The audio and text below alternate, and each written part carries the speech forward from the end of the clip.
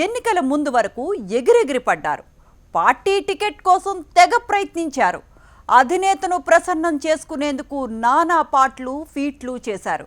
High command దృష్టిలో పడేందుకు నాటి ప్రతిపక్ష నేతలు కార్యకర్తలపై దాడులకు సైతం తెగబడ్డారు. అయినా ఎన్నికల్లో పోటీ చేసే అవకాశం రాలేదు. వారసులకు టికెట్ ఇచ్చేందుకు అధిష్టానం నో చెప్పింది. ఎన్నికల ఫలితాల్లో ఆనాటి అధికార పార్టీ ఘోరంగా ఓడింది. అంతే, ఈ వారసులు ఏమయ్యారో తెలీదు. ఇప్పుడు ఎక్కడున్నారో అడ్రస్ కూడా లేదు. వైసీపీ హయాంలో సిక్కోలు జిల్లాలో ఓ వెలుగు వెలిగిన ఆ అగ్రనాయకుల వారసులపై హెచ్ఎంటీవీ స్పెషల్ ఫోకస్.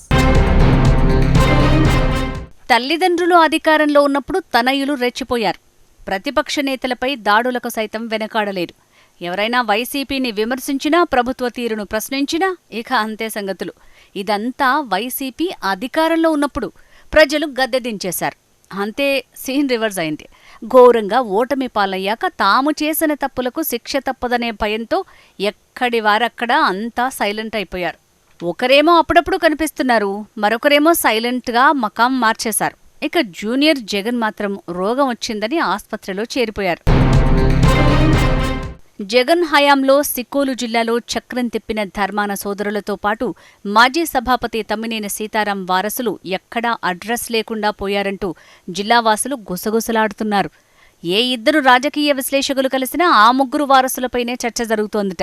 వైసీపీ అధికారంలో ఉన్నప్పుడు అన్నీ తామై నియోజకవర్గంలో పెత్తనం చేశారు.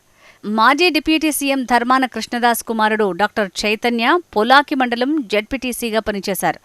పేరుకే జడ్పీటీసీ అయినప్పటికీ నియోజకవర్గంతో పాటు జిల్లా పరిషత్తులో కూడా చైతన్య చక్రం తిప్పారు. ఆయన చెప్పిందే వేదం.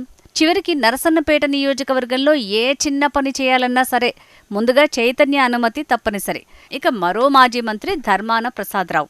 జిల్లాలో సీనియర్ నేతగా గుర్తింపు తెచ్చుకున్న ధర్మాన ప్రసాదరావు తన రాజకీయ వారసునిగా కుమారుడు రామ్ మనోహర్ నాయుడిని తెరపైకి తీసుకొచ్చారు. అప్పట్లో ఆయన నియోజకవర్గంలో విస్తృతంగా పర్యటించారు. పార్టీ కార్యక్రమాలతో పాటు ప్రభుత్వ కార్యక్రమాల్లో కూడా మనోహర్ నాయుడు విరివిగా పాల్గొనేవారు. ర్యాలీలు నిర్వహించేవారు. ఇంటింటికి వెళ్లి ఓటర్ల సమస్యలను తెలుసుకుని వారిని ప్రసన్నం చేసుకునే ప్రయత్నం చేశారు. ఇదంతా ఎన్నికల ముందు కనిపించిన సీన్. ఇక మాజీ సభాపతి తమ్మినేని సీతారాం కుమారుడు చిరంజీవి నాగ్. వైసీపీ అధికారంలో ఉన్నప్పుడైతే ఎలాంటి అధికార హోదా లేకపోయినప్పటికీ ఏకంగా జిల్లా పరిషత్ రివ్యూ సమావేశాల్లో వేదికపైనే ఆసీనులై కనిపించారు. ఎలా రానిచ్చారని అప్పట్లో ఎవరైనా ప్రశ్నిస్తే వారిపై దాడులు కూడా చేశారు. అమరావతి ప్రాంతాన్ని తమ్మినేని సీతారాం ఎడారితో పోలిస్తే చిరంజీవి నాగ్ అయితే ఒక అడుగు ముందుకేసి దానిపై అనుచిత వ్యాఖ్యలు కూడా చేశారు. చిరంజీవి నాగ్కు మరో ముద్దు పేరు కూడా ఉంది. అదేంటంటే సిక్కోలు జగన్ అనే నిక్నేమ్.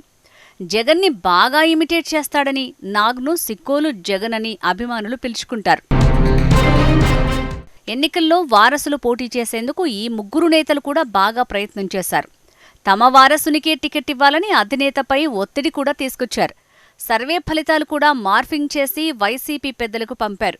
అయితే అధినేత జగన్ మాత్రం నో చెప్పారు. ఈసారికి మీకే, వచ్చే ఎన్నికల్లో మీ వారసులకిస్తా అని హామీ ఇచ్చారట. దీంతో చేసేది లేక సరే అని పోటీ చేశారు. ఎన్నికల్లో ఘోరంగా ఓడిపోయారు. అయితే నేతల ఓటమి తర్వాత వారసులు అడ్రస్ లేకుండా పోయారన్న టాక్ బలంగా వినిపిస్తోంది. తమ్మినేని సీతారాం కొడుకు అనారోగ్య సమస్యలంటూ హైదరాబాద్లో ఆస్పత్రిలో చేరారు. ధర్మాన ప్రసాదరావు కుమారుడు రామ్మోహన్ నాయుడు సిక్కోలు నుంచి మకాం మార్చేశారు. ధర్మాన కృష్ణదాస్ కుమారుడు మాత్రం అప్పుడప్పుడు జిల్లా పరిషత్ సమావేశాలకు వస్తున్నప్పటికీ నోరు మెదపటం లేదట. తాజాగా వైసీపీ నిర్వహించిన వెన్నుపోటు కార్యక్రమంలో కూడా రామ్మోహన్ నాయుడు, డాక్టర్ చైతన్య నియోజకవర్గంలో ఉండి కూడా ముఖం చాటేశారట. ఆముదాల వలస నియోజకవర్గంలో చిరంజీవి నాగ్ ఎక్కడా కనిపించలేదట. నియోజకవర్గంలో ఏ కార్యక్రమానికి ఎన్నికల తర్వాత హాజరు కాని ఈ వారసుల కోసమా టికెట్ ఆశించేది అంటూ జిల్లావాసులు నవ్వుకుంటున్నారట. అధికారం ఉంటేనే కనబడతారు, లేదంటే అస్సలు దర్శనమే ఉండదట. అధికారంలో ఉన్నప్పుడు పెద్ద పెద్ద మాటలు చెప్పిన ఈ వారసులు పార్టీ మారిన తర్వాత అడ్రస్ లేకుండా పోవడం పట్ల పార్టీ నేతలు, క్యాడర్ సైతం గుర్రుగా ఉన్నారట. టికెట్టు కావాలంటే తప్పనిసరిగా అధికార పార్టీపై విమర్శలు గుప్పిస్తూ క్షేత్రస్థాయిలో అండగా ఉంటేనే నాయకుడు అంటారు అన్న వ్యాఖ్యలు బాహాటంగానే వినిపిస్తున్నాయి. ఇలా తండ్రి సాటుగా ఉండిపోతే ఎప్పటికీ నాయకులు కాలేరని రాజకీయ విశ్లేషకులు అభిప్రాయపడుతున్నారు.